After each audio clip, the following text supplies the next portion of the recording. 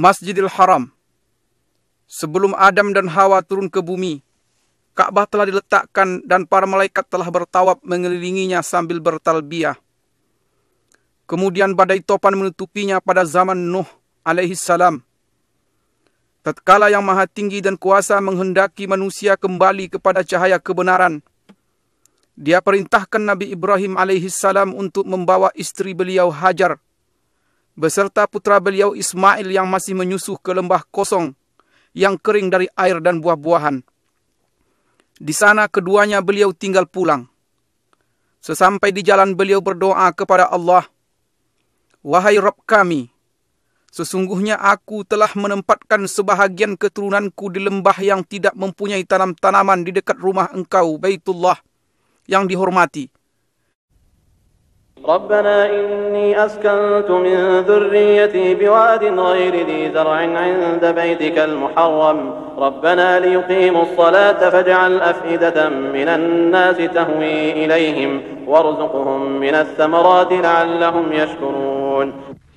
Ya Rabb, kami yang demikian itu agar mereka mendirikan salat, maka jadikanlah hati sebagian manusia cenderung kepada mereka, dan beri rezekilah mereka dari buah-buahan, mudah-mudahan mereka bersyukur.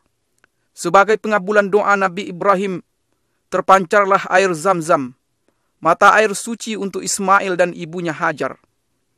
Tatkala kabilah-kabilah mengetahui hal ini, mereka segera datang ke tempat air dan kesucian. Adapun Bani Al-Amalik, mereka menetap di atas bukit Qayquan setelah mendapatkan izin dari Hajar alaihissalam. Ketika Ismail alaihissalam menginjak dewasa dan balik, ia dinikahkan dengan Imarah, putri kepala suku Bani Al-Amalik. Di saat kabilah Jurhum datang, tinggallah mereka di celah Al-Wad. Setelah beberapa tahun, Allah mengizinkan nabinya Ibrahim alaihissalam untuk berkunjung ke lembah tersebut di atas. Di sana beliau menanyakan tentang keadaan Ka'bah dan istri beliau. Dikarenakan beliau mendapat istri, anaknya tidak bijak dalam berkata-kata, maka beliau memerintahkannya untuk menyampaikan salam kepada suaminya tatkala pulang, dan memerintahkan agar sang suami merubah pintu gerbangnya. Ismail pun paham akan maksud perkataan ayahnya. Lantas beliau ceraikan wanita tersebut. Tatkala mendengar berita itu, Bani Jurhum segera mengejar kemuliaan pernikahan dengan Nabi Ismail alaihissalam. Dari pasangan inilah akhirnya terlahir kabilah-kabilah Arab yang paling terpandang. Allah menunjukkan kepada Nabi Ibrahim alaihissalam tempat didirikannya Ka'bah dan menentukan sudut-sudutnya. Allah Ta'ala berfirman yang artinya, وَإِذْ بَوَّأْنَا لِإِبْرَاهِيمَ مَكَانَ الْبَيْتِ أَلَّا تُشْرِكْ بِي شَيْئًا وَطَهِّرْ بَيْتِيَ لِلطَّائِفِينَ وَالْقَائِمِينَ وَالرُّكَّعِ السُّجُودِ. Dan ingatlah ketika kami memberikan tempat kepada Ibrahim di tempat Baitullah dengan mengatakan, janganlah kamu menyekutukan sesuatu pun dengan aku, dan sucikanlah rumahku ini bagi orang-orang yang tawaf, orang-orang yang beribadat, serta orang-orang yang rukuk dan sujud. Nabi Ibrahim dan Nabi Ismail alaihimassalam pun segera memperjelas batas-batas Ka'bah, mensucikan tempatnya dan mendirikan bangunan Ka'bah dari sudut Aswad ke rukun Syamali utara, di mana terletak Hajar Aswad sepanjang 32 hasta, dan dari rukun Yamani ke Hajar Aswad sepanjang 20 hasta, dengan tinggi 7 hasta. Kemudian keduanya meletakkan Hajar Aswad pada tempatnya dan melakukan tawaf dengan berkeliling 7 putaran. Lantas mereka mulai mengajak manusia ke rumah pusaka ini untuk beribadah kepada Allah dan mensucikan diri dari dosa-dosa dunia. Jatuh hatilah umat manusia ke rumah Allah Baitullah ini dan mereka berlomba-lomba untuk mengunjunginya. Allah Ta'ala berfirman yang artinya, وَأَذِّن فِي النَّاسِ بِالْحَجِّ يَأْتُوكَ رِجَالًا وَعَلَى كُلِّ ضَامِرٍ يَأْتِينَ مِنْ كُلِّ فَجٍّ عَمِيقٍ. Dan berserulah kepada manusia untuk mengerjakan haji. Niscaya mereka akan datang kepadamu dengan berjalan kaki dan mengendarai unta yang kurus yang datang dari segenap penjuru yang jauh. Kemudian Nabi Ismail alaihissalam terus mengurusi Baitullah hingga beliau meninggal. Sepeninggal beliau, secara turun-menurun kabilah Jurhum mengurusinya. sampai banjir bandang menjebol bendungan Ma'arif di negeri Sabak pada abad ketiga Masehi, sehingga menghancurkannya dan memaksa kabilah Asad dan Khuza'ah untuk hijrah ke arah utara. Khuza'ah menetap di Mekah setelah mengalahkan Bani Jurhum dan mengusir mereka darinya.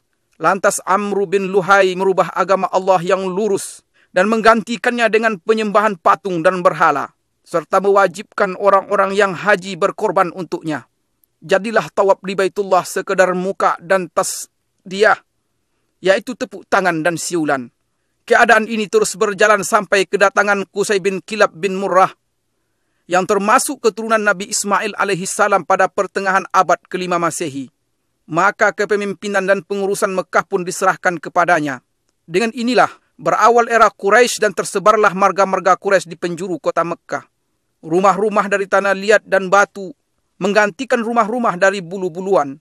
Qusay membuat batasan seluas lingkaran tawaf yang kita kenal sekarang, mendirikan Darun Nadwa dan mengizinkan orang-orang untuk mendirikan bangunan di sekelilingnya. Memberi minuman jamaah haji adalah suatu derajat tinggi dan kemuliaan yang pada saat yang sama merupakan sebuah pekerjaan yang berat dan memakan biaya. Karena sulitnya air di tanah Mekah, dan karena Zamzam belum lagi ditemukan setelah ditutup oleh Jurhum. Seiring dengan semakin banyaknya jemaah haji dan semakin bergairahnya roda perekonomian, masalah kurangnya air menjadi perhatian utama setiap orang yang memerintah Mekah setelah Qusay. Abdul Muttalib berpikir tentang sumur Zamzam yang banyak diriwayatkan dalam berbagai berita. Ia terus berusaha mencari tempatnya, sampai ia melihat dalam mimpinya orang yang memanggil, menunjukkan tempatnya dan memerintahkan penggaliannya. Maka Allah tunjukkan posisi sumur. Dan bersamaan dengan hal ini banyak kafilah haji dan dagang yang bersegera mendatanginya, sehingga Mekah pun menjadi Ummul Qura, artinya induk desa-desa, dan pusat perdagangan yang tak tertandingi. Mekah menjadi titik temu jalur perdagangan antara Yaman dan Habsyah, Ethiopia dan sekitarnya di sebelah selatan, Persia dan Romawi di sebelah utara, India di sebelah timur, Mesir dan Afrika di sebelah barat. Mekah seolah-olah bersiap diri untuk menyambut Nabi yang paling mulia dan misi terakhir para Nabi. Rasul pilihan sallallahu alaihi wasallam lahir pada tahun Gajah 571 Masehi. Beliau tumbuh dan besar di tanah Mekah di sekitar Baitullah. Masyarakat mengenal beliau dan beliau mengenal mereka. Mereka menaruh kepercayaan terhadap beliau dan berlomba-lomba untuk merebut hati, persahabatan dan kedekatan dengan beliau. Kemudian beliau menikahi Ummul Mukminin Khadijah radhiyallahu anha. Selang beberapa tahun, mulailah perjalanan risalah dan tauhid di depan Gua Hira. Lahirlah umat Islam dan turunlah wahyu. Dengan nama Allah yang Maha Pengasih lagi Maha Penyayang. Allah Ta'ala berfirman yang artinya, Iqra' bismi rabbikal ladzi khalaq, khalaqal insana min 'alaq, Iqra' wa rabbukal akram, alladzi 'allama bil qalam, 'allamal insana ma lam ya'lam. Bacalah dengan menyebut nama Rabbmu yang menciptakan. Dia telah menciptakan manusia dari segumpal darah. Bacalah, dan Rabbmulah yang paling pemurah, yang mengajar manusia dengan perantaraan pena. Dia mengajarkan kepada manusia apa yang tidak diketahuinya. Mulailah cahaya dakwah di Mekah memenuhi relung hati bangsa Arab selama 13 tahun. Dan meluncurlah anak panah kedengkian pada Rasulullah SAW. Dakwah beliau dan para sahabat beliau, yang terkadang berwujud rayuan dan ada kalanya berbentuk ancaman, penyiksaan, embargo dan intimidasi. Allah pun mengizinkan Nabi SAW untuk berhijrah. Orang-orang musyrik bertekad untuk membunuh beliau. Mereka berkumpul di sekitar Baitullah pada malam hijrah. Mereka membuat tipu daya. Namun Allah juga membuat tipu daya, dan Allah adalah sebaik-baik yang bertipu daya. Allah Subhanahu wa Ta'ala berfirman yang artinya, وَجَعَلْنَا مِنْ بَيْنِ أَيْدِيهِمْ سَدًّا وَمِنْ خَلْفِهِمْ سَدًّا فَأَغْشَيْنَاهُمْ فَهُمْ لَا يُبْصِرُونَ. Dan kami adakan di hadapan mereka dinding, dan di belakang mereka dinding, dan kami tutup mata mereka sehingga mereka tidak dapat melihat. Keluarlah Rasulullah SAW dari Mekah dengan ditemani Abu Bakar As-Siddiq radhiyallahu anhu menuju Yasrib dengan selamat. Meskipun jalan ke Yasrib adalah arah utara, mereka mengambil jalan ke arah selatan Mekah. Di perjalanan, Rasulullah sallallahu alaihi wasallam menoleh ke negeri tempat beliau menghabiskan masa kecil dan awal dakwah beliau sebagai perpisahan dari seorang yang sangat mencintai Baitullah Al-Haram. Kemudian keduanya berjalan bersama sejauh 10 km hingga sampai di Gunung Sur. Lantas naik sampai di Gua Sur untuk istirahat dan bersembunyi. Abu Bakar radhiyallahu anhu sangat mengkhawatirkan nyawa Nabi Muhammad sallallahu alaihi wasallam. Di lain pihak beliau sallallahu alaihi wasallam tidak terbebani dengan hal ini. Beliau berkata, "Wahai Abu Bakar, apa pendapatmu tentang dua orang yang Allah menjadi yang ketiga bagi keduanya?" Allah Ta'ala berfirman yang artinya, إلا تنصروه فقد نصره الله إذ أخرجه الذين كفروا ثاني اثنين إذ هما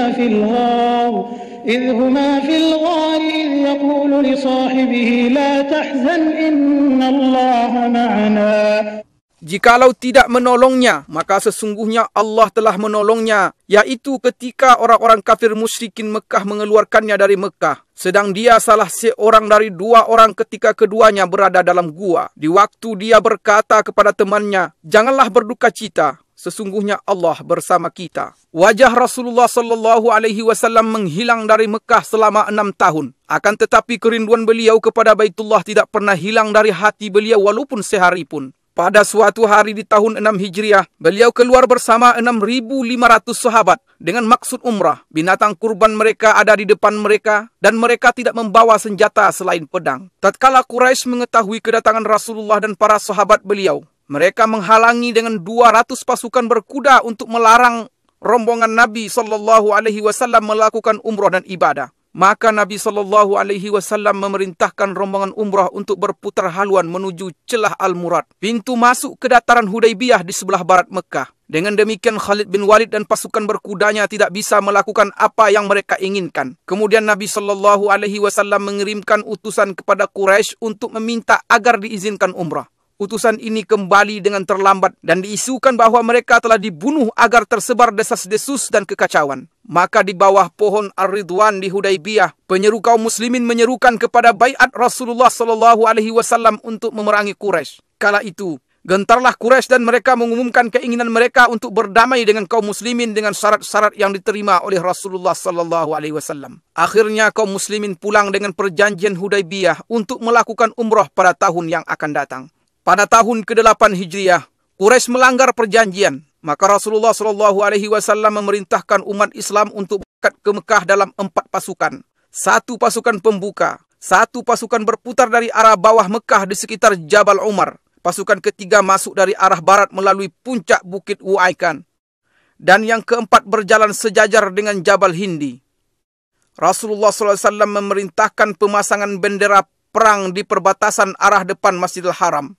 Akan tetapi penaklukan Mekah berakhir tanpa perang dan Mekah pun kembali aman. Kembalilah para ahli ibadah melakukan rutinitasnya di Baitullah dan kembalilah generasi tauhid di Mekah. Patung dan berhala kesyirikan tumbang di segenap penjuru Mekah. Mulai saat itu Mekah masih terus merasakan nikmat bendera tauhid La ilaha illallah Muhammad Rasulullah. Kemudian dilakukan lagi pembatasan tanah haram Mekah sebagaimana telah dilakukan oleh Nabi Ibrahim alaihissalam atas petunjuk Jibril alaihissalam. Sampai saat ini batas-batas ini masih jelas ditandai dengan tanda yang tidak boleh dimasuki oleh selain Muslim. Batas-batas ini adalah 1 Tan'im yang terletak 6 km dari utara Mekah. Kedua Wadi Nakhlah yang terletak di sebelah timur laut Mekah sejauh 14 km. Ketiga Adha letaknya 12 km dari arah selatan Mekah. Keempat Sumaisi yang merupakan batas tanah haram di sebelah barat dan terpisah dari Mekah sejauh 15 km.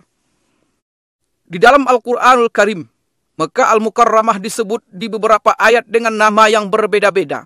Di antara nama-nama ini adalah 1. Al-Baladul Haram, artinya tanah haram. Allah Subhanahu wa Ta'ala berfirman yang artinya, "Aku hanya diperintahkan untuk menyembah Rabb negeri ini, yang telah menjadikannya haram dan kepunyaannya lah segala sesuatu." Kedua, Ummul Qura, artinya induk desa-desa. Allah Subhanahu wa Ta'ala berfirman yang artinya, dan ini Al-Quran adalah kitab yang telah kami turunkan yang diberkahi, membenarkan kitab-kitab yang diturunkan sebelumnya, dan agar kamu memberi peringatan kepada penduduk Ummul Qura. Yang ketiga, Al-Baladul Amin, artinya kota yang aman. Allah Subhanahu wa Ta'ala berfirman yang artinya, demi buah tin dan buah zaitun, dan demi bukit Sinai, dan demi bukit Sinai, dan demi kota Mekah ini yang aman. Yang keempat, Ma'ad, artinya tempat kembali. Allah Subhanahu wa Ta'ala berfirman yang artinya, sesungguhnya yang mewajibkan atasmu melaksanakan hukum-hukum Al-Quran benar-benar akan mengembalikan kamu ke tempat kembali. Yang kelima, Mekah. Allah Subhanahu wa Ta'ala berfirman yang artinya, dan dialah yang menahan tangan mereka dari membinasakan kamu dan menahan tangan kamu dari membinasakan mereka di tengah kota Mekah. Yang keenam, Bakkah. Allah Subhanahu wa Ta'ala berfirman yang artinya, sesungguhnya rumah yang mula-mula dibangun untuk tempat beribadah manusia ialah Baitullah yang di Bakkah, yang diberkahi dan menjadi petunjuk bagi semua manusia. Mekah pada awal era Saudi adalah percontohan untuk seni penataan kota di mana gang-gangnya yang sempit bertemu di Masjidil Haram, yang merupakan jantung dan ruhnya. Orang yang memperhatikan bisa dengan mudah menemukan pengaruh faktor cuaca terhadap penampilan Mekah Al-Mukarramah, dan bentuknya yang sesuai dengan bentuk lembah serta lereng gunung yang berdiri di atasnya, yang merupakan perpanjangan dari lembah Ibrahim, Tua, Fatah, dan bagian atas dari Wadi Muhassir. Kemudian, hubungan langsung antara cuaca dan arsitektur bangunan di Mekah tampak dengan jelas. Udara Mekah panas dan kering di sebagian besar musim. Derajat panasnya berkisar antara 30 hingga 45 derajat. Karenanya, jalan-jalan dibuat sempit meskipun gedung-gedungnya menjulang tinggi, agar orang-orang bisa berlindung di balik bayang-bayangnya sepanjang hari. Perluasan pertama Masjidil Haram dilakukan oleh Khalifah Umar bin Khattab pada tahun 17 Hijriah. Selanjutnya Utsman bin Affan pada tahun 18 Hijriah. Kemudian berturut-turut berbagai perluasan dan renovasi pada zaman yang berbeda-beda oleh Banu Umayyah, Bani Abbasiyah, Turki Utsmani, dan dinasti Saudi. Perluasan Saudi yang diumumkan oleh Raja Abdul Aziz Al Saud pada tahun 1368 Hijriah adalah peristiwa terpenting selama ini, karena berlangsung selama 20 tahun dan luas Masjidil Haram bertambah menjadi 160.000 meter persegi setelah sebelumnya tidak melebihi 19.000 meter persegi. Masjid terdiri dari 2 lantai yang dilapisi marmer luar dalam. Semua bagian perluasan Turki Utsmani yang lama direnovasi dan disatukan dengan perluasan yang baru. Lingkaran tawaf diperluas sebesar 300% dari luasnya yang lama, dan dilapisi dengan marmer putih yang tidak menyerap panas. Pintu-pintu masuk sumur Zam-Zam dipindahkan, dan pintu Ka'bah yang mulia diganti dengan pintu berlapiskan emas murni yang beratnya mencapai 286 kg. Perluasan juga mencakup Mas'a di antara Safa dan Marwah yang dibangun 2 tingkat. Pelayan 2 Tanah Haram Raja Fahad bin Abdul Aziz menambahkan beberapa tambahan penting dalam perluasan ini, yang mencakup pembangunan 6 jembatan di Mas'a dan sejumlah tangga listrik bergerak yang digunakan untuk naik ke tingkat atas. Juga perbaikan bagian atas masjid agar bisa digunakan untuk sholat dalam keadaan darurat. Pada masa ini, di mana jumlah umat Islam mencapai 1 miliar jiwa dan transportasi begitu mudah bagi jutaan di antara mereka, perluasan Masjidil Haram dan Masjid Nabawi memiliki arti penting yang tidak ada tandingannya sepanjang sejarah. Perluasan yang dilakukan pelayan 2 Tanah Haram Raja Fahad bin Abdul Aziz adalah jawaban langsung dalam menyambut jumlah jamaah haji yang terus bertambah. Maka pada tanggal 2 Safar 1409 Hijriah, pelayan 2 Tanah Haram meletakkan batu pertama proyek perluasan Masjidil Haram di Mekah Al-Mukarramah dengan anggaran sebesar 6,8 miliar rial Saudi dan mencakup halaman Suq Saghir, yaitu pasar kecil di sebelah barat masjid. Desainnya dibuat melengkapi masjid yang sekarang dari segi eksterior dan bentuk arsitektur secara umum. Bangunan perluasan ini meliputi 1 pintu gerbang utama, 14 pintu kecil ditambah pintu-pintu masuk yang ada sekarang. Juga 2 buah menara setinggi 180 meter yang desainnya menyerupai 7 menara yang lain. Ditambah lagi pembangunan 2 bangunan untuk eskalator. 1 di arah selatan dan 1 lagi di utara, untuk memudahkan jemaah haji dan jemaah salat. Halaman yang mengelilingi Masjidil Haram disiapkan sedemikian rupa dan berlantaikan marmer putih yang memantulkan panas. Dengan demikian Masjidil Haram bisa memuat hampir 1 juta orang. Pemandangan Masjidil Haram pada 10 hari terakhir bulan Ramadan tidak tertandingi oleh pemandangan sepanjang tahun. Karena pada saat itu ada salat tarawih dan tahajud, di mana tangan-tangan menengadah dengan khusyuk. Hati-hati yang penuh harap dan air mata yang tertumpahkan, semua mengharap ampunan Tuhan. Allah Subhanahu wa Ta'ala berfirman yang artinya, dan siapa lagi yang mengampuni dosa selain Allah?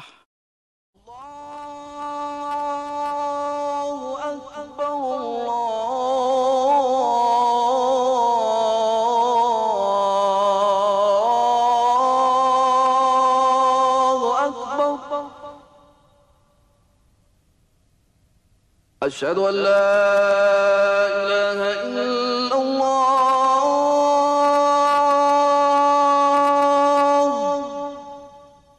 Masjidil Aqsa. Sejarah tempat ini adalah cerita bersambung 5.000 tahun sejak ditinggali oleh kaum Yabus. Kemudian penduduk keturunan Kan'an yang berdarah Arab turun-temurun menempatinya dan menjadi bagian yang tak terpisahkan dari tanah ini. Di sini mereka menemukan ketenangan dan keamanan. Mereka pun menganugerahi tempat ini peradaban dan seni.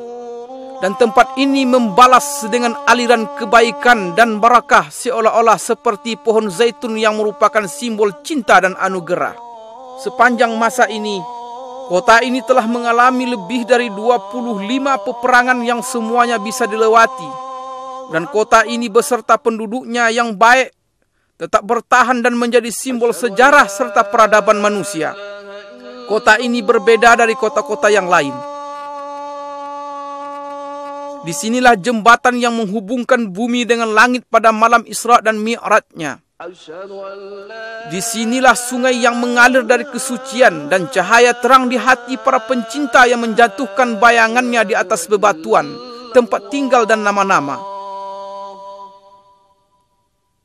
Dan sejak malam itu, yaitu malam Isra dan Mi'raj, kota ini menjadi kiblat pertama kaum muslimin.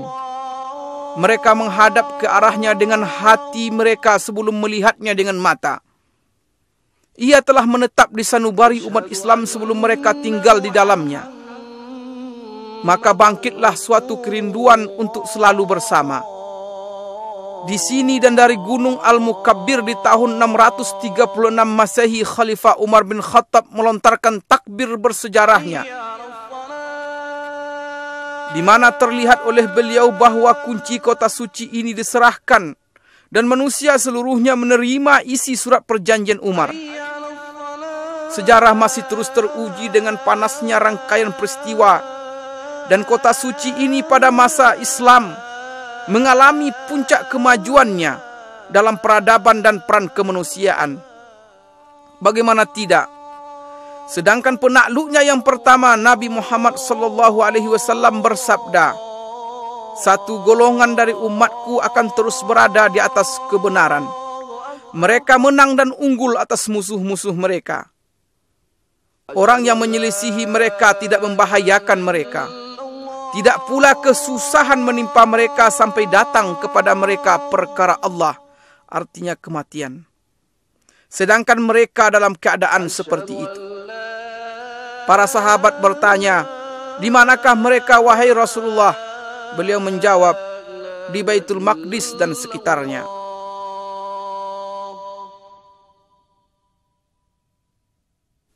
Al-Aqsa atau Tanah Kudus yang mulia, luasnya mencapai 146 dan ini mencakup semua bagian yang terletak di dalam pagar Masjidil Aqsa yang diberkahi. Di dalamnya terdapat banyak jalanan dan tenda-tenda yang didirikan oleh para raja dan gubernur, serta banyak jalan air, dan yang paling terkenal jalan air Qaitbay, serta lebih dari 25 sumur air tawar. Ini adalah Masjidil Aqsa yang dirancang oleh Khalifah Umar bin Khattab. Adapun dengan bentuknya yang sekarang, Masjidil Aqsa dibangun oleh Khalifah Abdul Malik bin Marwan dan diselesaikan oleh putranya Khalifah Al-Walid bin Abdul Malik pada tahun 705 Masehi. Dahulu, Masjidil Aqsa diterangi dengan 1.700 lampu. Orang-orang yang tak bisa mengunjunginya mengirimkan minyak untuk menghidupkan lampu-lampu ini.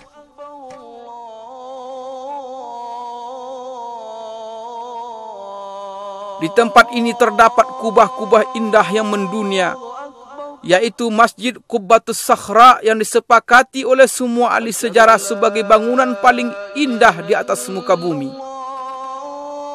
Pembangunannya diawasi oleh dua insinyur Palestina, Raja bin Haya dari Baisan dan Yazid bin Salam dari Al-Qudus, Yerusalem pada tahun 691 Masehi di masa pemerintahan Khalifah Abdul Malik bin Marwan. Dan tangan-tangan terampil telah mengukir surat Yasin yang merupakan jantung Al-Quran di jantung Palestina yang terus berdetak dengan tauhid sepanjang zaman.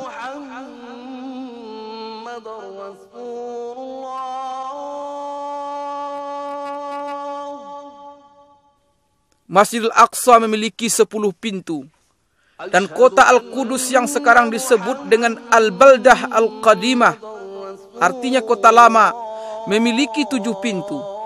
Ini di luar beberapa pintu masjid dan pintu kota yang ditutup. Pagar kota Al-Qudus yang bersejarah telah dicoba diruntuhkan lebih dari 17 kali. Namun selalu bisa segera tegak kembali. Renovasi terakhir dilakukan pada masa Sultan Sulaiman Al-Qanuni di tahun 1536 Masehi.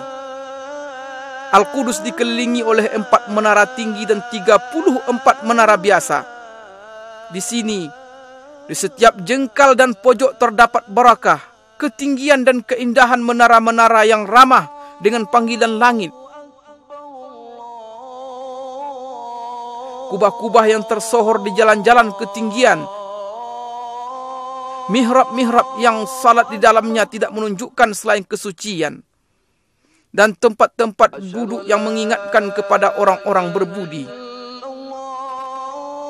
Pada tanggal 30 Juli 1980 Masehi, Perdana Menteri Israel dengan kesepakatan partainya mengeluarkan keputusan menjadikan Al-Qudus sebagai ibu kota Israel untuk selamanya. سندافع عن المدينة الثالثة في الإسلام بكل ما تستطيع ولن تبخل عليها بدم.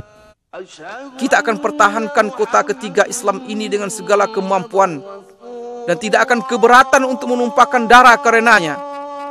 Di saat umat Islam kehilangan ingatan, saat itulah Al-Qudus akan hilang. Dahulu selama 100 tahun Masjidil Aqsa dirubah menjadi perkantoran. Masjid Qubbatus Sakhra dirubah menjadi gereja. Musalla Al-Marwani menjadi kandang kuda.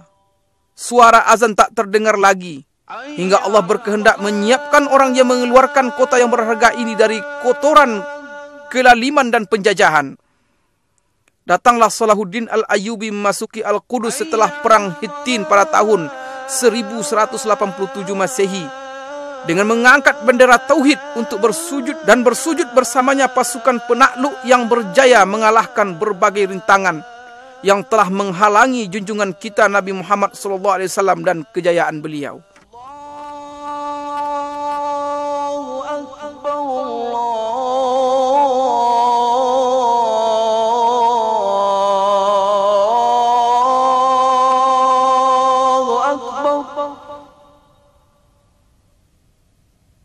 أشهد أن لا إله إلا الله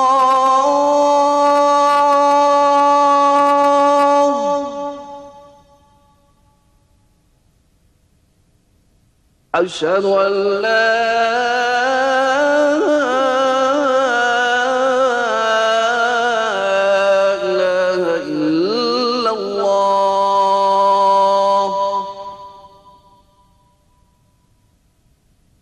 أشهد أن محمد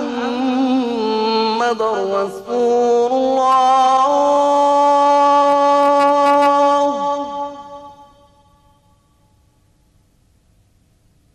أشهد أن محمد رسول الله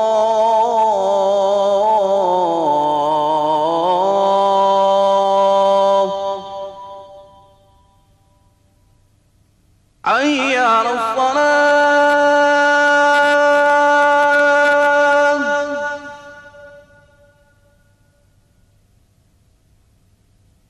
حي على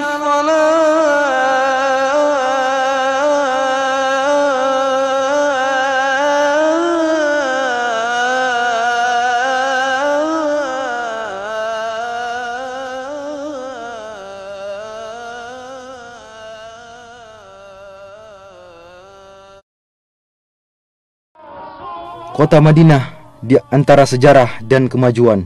Selamat datang di kota Madinah Munawwarah, tempat kembalinya keimanan dan tempat tinggal Rasulullah sallallahu alaihi wasallam. Selamat datang di kota Madinah bersama kilauan perkembangan dan kemajuan yang ada di dalamnya. Kita akan membaca perjalanan sejarah kota Madinah dimulai dari zaman dahulu kala sampai zaman yang terang yang menyinari dunia. Nun jauh di sana, di masa generasi keempat dari keturunan Rasulullah Nuh alaihi salam, sebuah gerombolan dari negeri Babil keluar untuk mencari tempat pemukiman baru, yang pada akhirnya mereka mendapatkan sebuah lahan subur yang terlindung oleh gunung-gunung dan bebatuan gunung berapi yang ada di sekitarnya. Kemudian mereka menetap di tempat itu. Kemudian mereka membangun sebuah perkampungan kecil yang dinamakan dengan nama pemimpin mereka, Yathrib. Maka berkembanglah Yathrib. Beberapa riwayat menyebutkan bahwa penduduk kaum Amalik, keturunan dari Nabi Nuh alaihissalam, telah bertempat tinggal di sana pada abad ke-23 sebelum hijrah, serta menyebutkan bahwa Madinah terikat hubungan dengan kerajaan Ma'iniyah pada abad ke-12 sebelum hijrah. Beberapa relief yang berhasil ditemukan menunjukkan bahwa pada abad ke-11 sebelum hijrah, Yathrib selama 10 tahun berada di bawah kekuasaan Raja Babylon Nabonid yang bertempat tinggal di Taima. Dan pada abad ke-5 sebelum hijrah, kaum Yahudi yang telah diporak-porandakan oleh Romawi berdatangan ke sana. Dan pada abad ke-3 sebelum hijrah, suku Aus dan Khazraj pada berdatangan dari Yaman dan juga ikut menetap di Yathrib. Dan sepanjang abad yang lalu, berdatangan pula beberapa suku yang berdekatan, baik dengan berombongan ataupun secara perorangan. Maka terbentuklah sebuah masyarakat yang beraneka ragam, sebuah masyarakat petani yang ulet. Perkebunan kurma, ladang sayuran, dan buah-buahan mulai tersebar di seluruh penjuru Yathrib.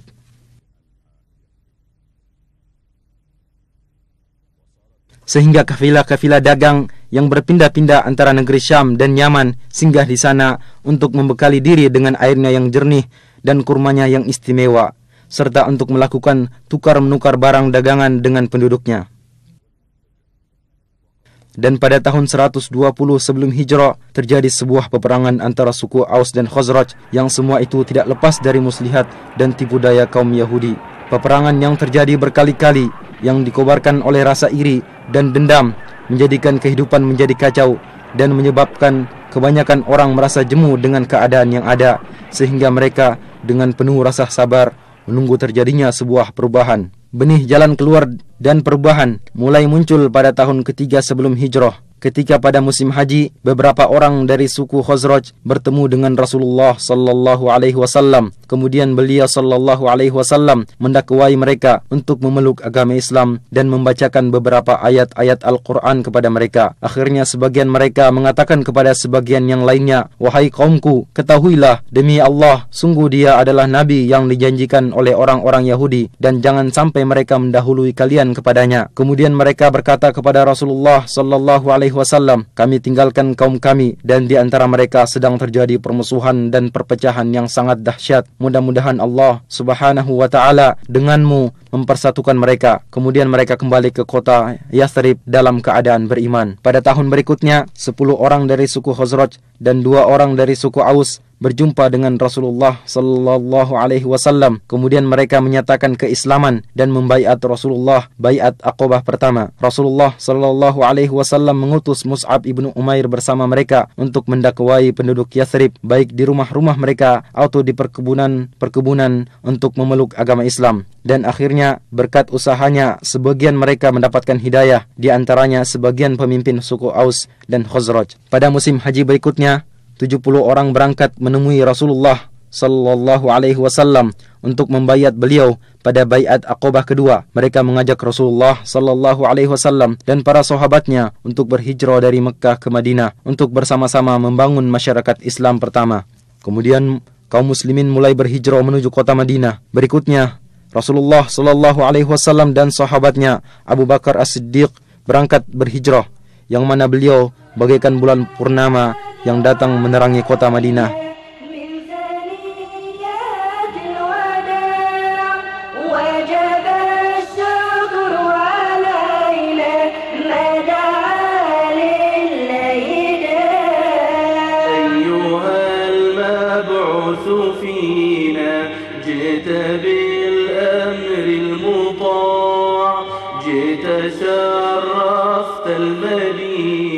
Dan mulailah perubahan besar dalam sejarah. Segala sesuatu berubah. Namanya berubah dari Yathrib menjadi Madinah. Di samping itu, dia juga masih memiliki nama-nama lain yang menunjukkan akan kedudukannya yang agung, seperti Thayyibah, Tobah, dan Ad-Dar. Keyakinan manusia berubah dari pengagungan terhadap berhala menjadi Islam. Masjid Nabawi menjadi pusat bimbingan dan pemerintahan. Pasukan-pasukan perang dikirim untuk memberantas kesyirikan dan menegakkan kalimat tauhid.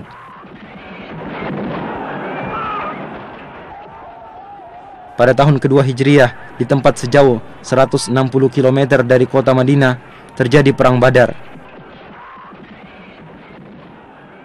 Kaum musyrikin berhasil dikalahkan, bahkan pembesar dan pemimpin mereka terbunuh, sehingga menimbulkan niat dari mereka untuk membalas dendam. Dan pada bulan Syawal tahun ketiga Hijriah, mereka menuju ke kota Madinah. Kedua belah pihak bertempur di bawah gunung Uhud. Kaum muslimin berperang dengan gagah berani. 70 orang dari mereka gugur syahid, di antaranya Hamzah paman Rasulullah sallallahu alaihi wasallam, dan akhirnya kaum musyrikin mundur dan kembali ke kota Mekkah.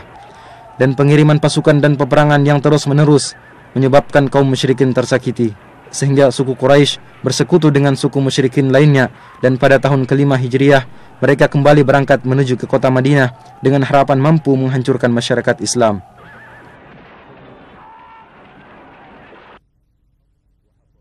Kaum muslimin menggali parit dan membentengi kota Madinah. Akhirnya kaum musyrikin mengepung mereka dari belakang parit dan mereka berusaha berkali-kali untuk menerjang. Akan tetapi kaum muslimin berhasil memukul mundur mereka. Mereka dihinakan oleh Allah subhanahu wa ta'ala, dan Allah mengirimkan angin topan yang menyambar-nyambar. Akhirnya mereka mundur dan kembali dengan kekalahan.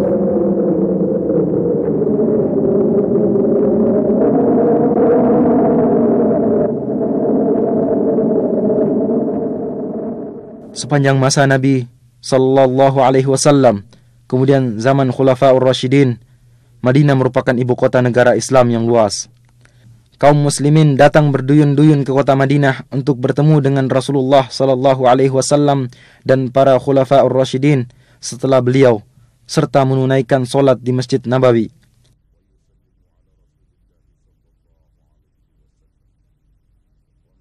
Bersamaan dengan bertambahnya masyarakat Islam, maka dirasakan perlunya perluasan Masjid Nabawi. Pada tahun ke-7 Hijriah, Rasulullah sallallahu alaihi wasallam melakukan perluasan masjid untuk pertama kalinya. Kemudian pada tahun ke-17 Hijriah, Khalifah Umar ibn Khattab melakukan perluasan dengan merenovasi bangunan seperti bentuknya semula.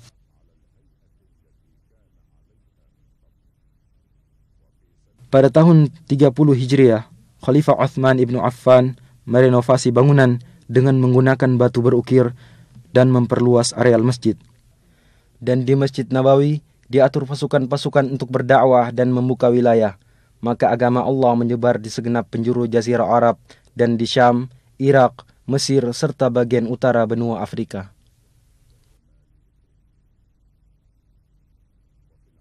Di zaman Umawi, pemerintahan dipindahkan ke kota Damaskus, dan bersamanya pindah pula lah denyut kehidupan politik dan gejolaknya. Madinah telah menjadi sebuah wilayah pemerintahan yang tenang. Ladang dan perkebunan semakin banyak, sampai-sampai terlihat di sekitar Wadi Aqiq tiada lagi tempat untuk bangunan. Keadaan terus berjalan seperti ini sampai pertengahan dinasti Abbasiyah, di mana pada permulaannya muncul Imam Malik ibnu Anas rahimahullah. Kemudian banyak orang dari berbagai penjuru datang untuk belajar di majelisnya, di antaranya Imam Asy-Syafi'i rahimahullahu ta'ala.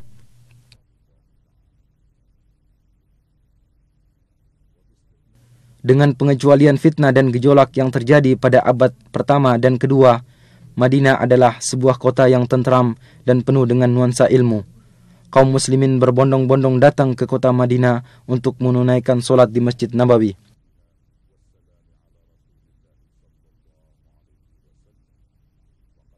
Khalifah Al-Mahdi memerintahkan agar diadakan perluasan Masjid Nabawi dan mempertahankan bangunan lama.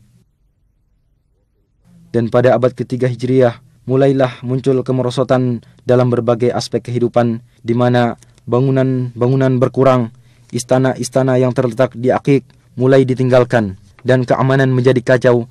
Sering terjadi perampasan terhadap kafilah-kafilah dagang. Kota Madinah menyusut hingga terbatas dalam pagar kota yang dibangun pertama kali pada tahun 263 Hijriah. Beberapa kali pagar kota dibangun dan diperluas hingga mencakup perluasan kota yang masih sangat terbatas. Demikianlah keadaan kota Madinah yang mengalami masa pasang surutnya hingga abad ke-10 Hijriah. Pada tahun 578 Hijriah, di saat perang salib sedang berkecamuk, salah seorang pemimpin salib yang bernama Arnaud mengirimkan sebuah pasukan dengan menggunakan kapal. Mereka bersembunyi-sembunyi menuju ke Laut Merah, kemudian mendarat di Yambo, kemudian menuju ke kota Madinah. Maka pasukan Salahuddin Al-Ayyubi rahimahullah mengejar mereka dan akhirnya berhasil menghadang mereka dalam jarak perjalanan 1 malam dari kota Madinah. Sebagian besar dari mereka berhasil dibunuh dan yang lainnya ditawan, dan Allah masih tetap menjaga kota Madinah dari kejahatan mereka. Pada tanggal 5 Rajab tahun 654 Hijriah, sebuah gunung besar yang terletak di sebelah timur kota Madinah meletus dan mengalirkan sebuah sungai lahar ke arah barat menuju ke kota Madinah. Lalu dengan takdir Allah Ta'ala menyimpang ke arah utara. Gunung tersebut terus memuntahkan laharnya sekitar 3 bulan lamanya. Pada tahun 886 Hijriah, kobaran api yang disebabkan oleh sambaran petir melahap bangunan Masjid Nabawi dan menghancurkan sebagian besar dari bangunan masjid. Akan tetapi kamar Nabi selamat dari lalapan api. Kemudian atas dana dari Sultan Qutbai, bangunan Masjid Nabawi dikembalikan lagi. Sebagaimana juga dibangun beberapa sekolahan dan tempat-tempat belajar mengaji yang mengumpulkan ulama, para penuntut ilmu, dan orang-orang yang tinggal berdekatan. Pada abad ke-10 Hijriah, kota Madinah mulai dikuasai oleh dinasti Utsmani yang berlangsung selama 4 abad. Yang di sela-selanya, kota Madinah menyaksikan berbagai kejadian yang bermacam-macam, di antaranya yang paling besar, pembaharuan pagar kota, dan dibangunnya sebuah benteng yang kokoh lagi luas, dan ditugaskannya beberapa satuan pasukan guna menjaga keamanan. Dan sungguh penduduk Madinah telah mendapatkan manfaat dari hal tersebut. Keamanan terjaga, perampokan kafilah dagang menjadi berkurang. Kemudian mulailah kepemimpinan melemah dan terjadi perebutan kekuasaan antara panglima pemerintahan. Akibatnya keamanan menjadi kacau, perampokan kafilah-kafilah dagang kembali terjadi, bahkan sampai terjadi di perbatasan kota Madinah. Di dalam kota Madinah sendiri terjadi kekacauan dan perpecahan, walau akhirnya berhasil diselesaikan. Pada tahun 1220 Hijriah, penduduk Madinah memberikan baiatnya kepada para da'i-da'i pembawa perbaikan dan bergabung dengan kerajaan Saudi pertama, dan selama 6 tahun mereka hidup penuh dengan rasa aman dan tentram.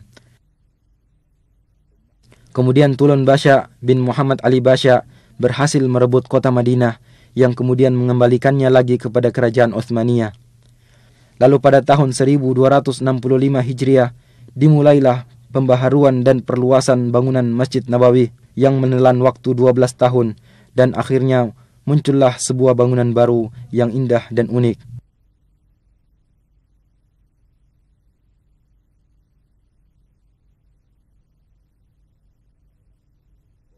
Pada tahun 1318 Hijriah, kota Madinah dihubungkan dengan kota Istanbul melalui sebuah stasiun radio yang besar dan kuat, serta mampu berhubungan dengan stasiun-stasiun radio lainnya. Dan pada tahun 1326 Hijriah, selesai dibangun jalur rel kereta api yang membentang dari kota Damaskus sampai ke kota Madinah, sehingga mengakibatkan terjadinya perubahan besar dalam kehidupan ekonomi, sosial, dan pembangunan. Jumlah penduduk meningkat dari 10.000 menjadi 80.000. Kegiatan dagang berkembang pesat dan kekayaan melimpah.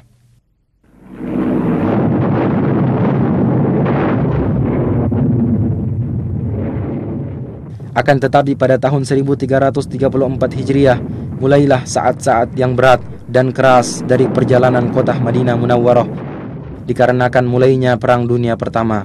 Pemimpin pasukan Utsmaniyah Fakhri Basha mengerahkan pasukan dalam jumlah besar di dalam kota Madinah dan di sekitarnya, serta membangun benteng-benteng di sekelilingnya. Pasukan Asy-Syarif Hussein beserta sekutunya mengadakan perlawanan guna menguasai kota Madinah dan membujuk penduduk Madinah untuk keluar dari Madinah, dan sebagian besar dari yang tersisa dipaksa untuk berhijrah, sehingga rumah-rumah dan perkampungan menjadi kosong dari penghuninya. Selama 3 tahun, orang-orang yang masih menetap tinggal di dalamnya diblokade, sehingga mereka mengalami kelaparan dan kekurangan pangan. Penderitaan ini berhenti dengan runtuhnya dinasti Utsmaniyah dan keluarnya pasukan Utsmaniyah dari kota Madinah pada tahun 1337 Hijriah. Dan orang-orang Bani Hashim menerima tampuk kepemimpinan atas kota Madinah. Maka selang beberapa waktu, kota Madinah kembali memulai sebagian gerak kehidupannya. Madinah menjadi sebuah negeri yang kecil, penduduknya tidak lebih dari 15.000 jiwa. Kemudian muncul kembali kekacauan dan perpecahan, serta kepemimpinan mulai melemah, terutama setelah terjadi bentrokan antara orang-orang Bani Hashim dengan pasukan kerajaan Saudi di tempat yang jaraknya tidak seberapa jauh dari kota Madinah. Jalan satu-satunya untuk keluar dari penderitaan adalah jalan At-Tauhid, jalan yang dipimpin oleh Raja Abdul Aziz Ibnu Abdurrahman Ali Saud, serta menyatukan kekuatan negeri yang terpisah-pisah di bawah sebuah kerajaan yang besar dan kuat. Dan pada tanggal 19 bulan Jumadil Ula tahun 1344 Hijriah, utusan dari kota Madinah mengumandangkan baiat kepada Raja Abdul Aziz.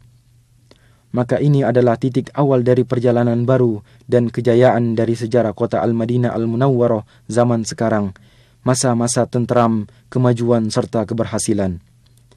Pada tanggal 23 bulan Rabiul Awal tahun 1345 Hijriah, Raja Abdul Aziz berkunjung ke Madinah dan bertatap muka dengan penduduk dan utusan-utusan dari kabilah-kabilah yang berdekatan.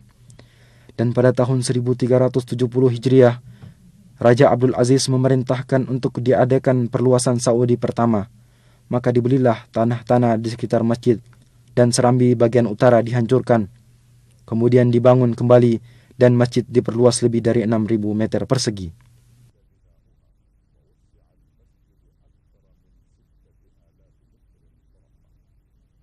Maka tampillah sebuah bangunan baru lagi indah yang serambinya menampung ribuan jamaah solat.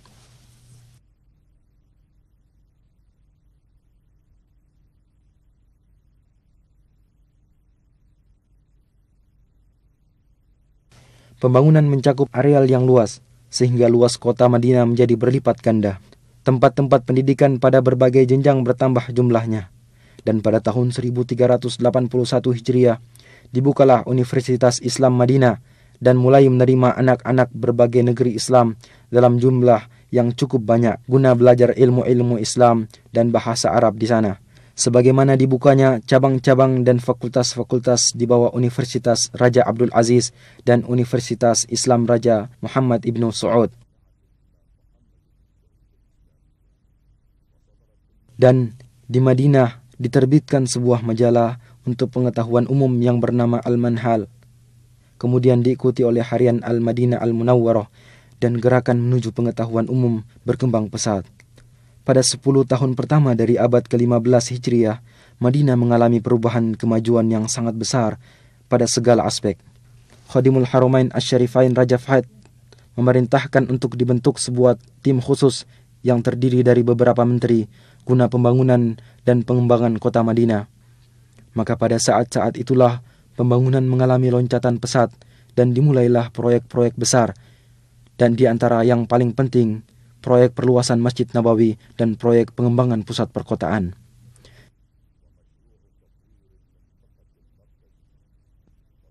Dan pada tanggal 15 bulan Safar tahun 1405 Hijriah, Khadimul Haramain Asy-Syarifain meletakkan batu pertama untuk proyek tersebut, maka dimulailah pekerjaan pembangunan besar ini.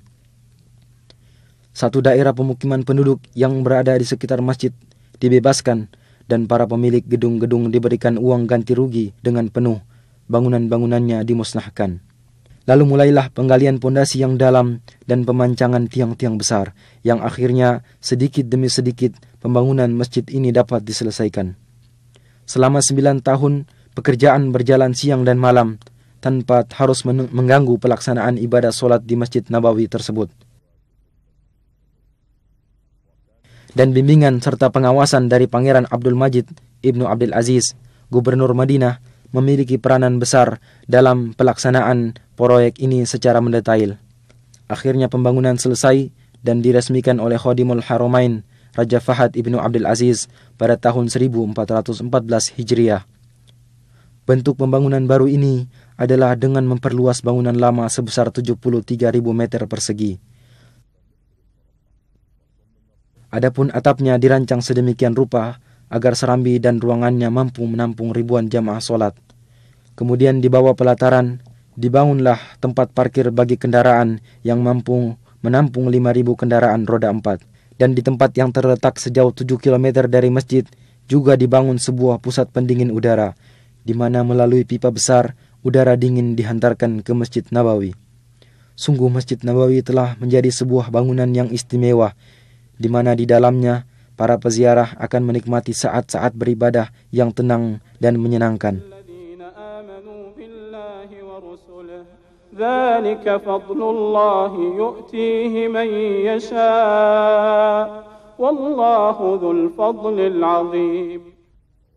Sebuah proyek besar lain, yaitu proyek pengembangan pusat kota, mengiringi perluasan Masjid Nabawi ini.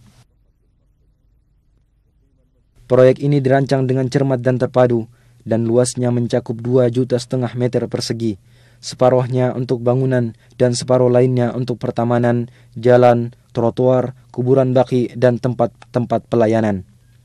Dan dengan cepat telah bermunculan pula komplek-komplek besar untuk perumahan dan pertokoan yang masing-masing bangunan terdiri dari ratusan apartemen dan kamar penginapan serta ratusan pertokoan yang dibangun dengan desain terbaru.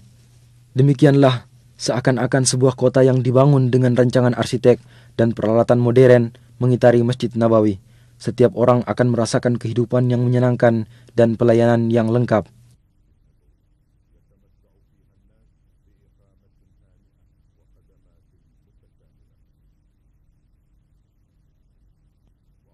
Di samping itu, masih ada proyek lain, yaitu proyek pembangunan dan perluasan masjid-masjid bersejarah, dan yang paling pertama adalah masjid pertama kali dibangun dalam sejarah Islam, yaitu Masjid Quba.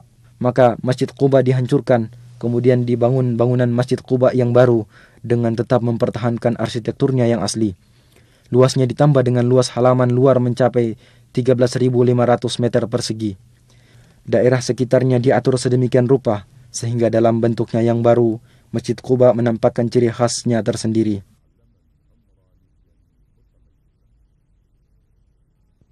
مسجد أسس على التقوى من أول يوم أحق أن تقوم فيه رجال يحبون أن يتطهروا والله يحب المطهرين.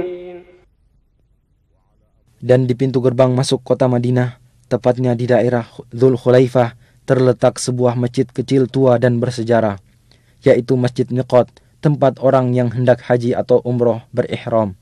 Khadimul Haramain Asy-Syarifain memerintahkan agar masjid tersebut diperbaharui dan diperluas. Maka dibangunlah masjid tersebut agar menjadi tempat ibadah sekaligus terminal yang lengkap bagi orang-orang yang hendak bepergian keluar kota Madinah. Luasnya mencapai 90.000 meter persegi, mencakup sebuah masjid yang mampu menampung 5.000 jamaah solat serta tempat-tempat pelayanan ihram.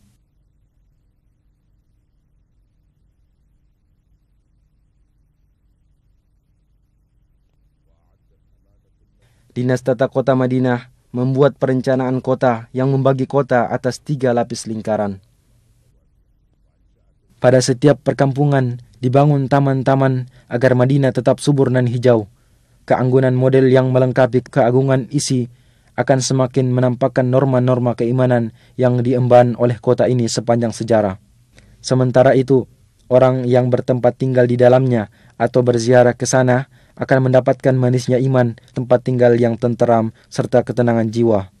Dan di antara tanda-tanda kemajuan yang menunjukkan akan ciri khas kepribadian sejarah serta norma-norma keimanan Madinah Munawwarah, percetakan kitab suci Al-Quran, markaz ilmu dan percetakan terbesar di dunia yang dikhususkan untuk pelayanan Al-Quranul Karim. Tergabung di dalam percetakan ini sejumlah ulama, cendekiawan dan ahli qiraat, yaitu ahli baca Al-Quran yang bertugas mengoreksi penulisan kitab Allah, Al-Quranul Karim. Sementara itu, percetakan dilengkapi dengan alat-alat cetak termodern dan bertugas mencetak kitab suci Al-Quran beserta terjemahannya dalam berbagai bahasa umat Islam. Percetakan juga menyiapkan studio khusus untuk rekaman serta kaset dan piringan hitam untuk merekam bacaan Al-Quran.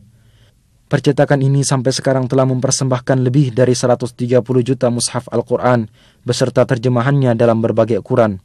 Sebagaimana telah mempersembahkan berjuta-juta kaset rekaman bacaan Al-Quran yang berbeda-beda serta membagikannya ke segala penjuru dunia dalam rangka mengemban misi pertama Islam yang dibawa oleh Al-Madinah Al-Munawwarah pada zaman Nabi, serta agar mengingatkan kita akan tugas agung yang diemban oleh sahabat di zaman Abu Bakar As-Siddiq, kemudian Uthman ibn Affan radhiyallahu anhuma, yaitu pengumpulan Al-Quran Karim serta penyatuan naskah dan penulisannya serta membagikannya kepada masyarakat Islam waktu itu.